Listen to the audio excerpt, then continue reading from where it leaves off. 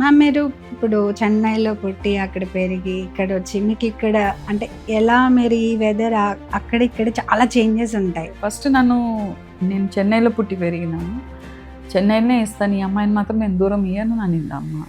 తర్వాత నాకు కొంచెము ఈ జాతకాల దాంతోటి ఎక్కడ కొంచెం సరిగ్గా కుదరకపోయే వరకు ఇది ఓకే అనేసి ఇంకా మా నాన్నకి ఇది పెళ్ళి అయిపోతే చాలని ఉండింది ఆయనకు. ఎందుకంటే నెక్స్ట్ వెయిటింగ్ మా సిస్టరు, మా తమ్ముడు ఉన్నాడు.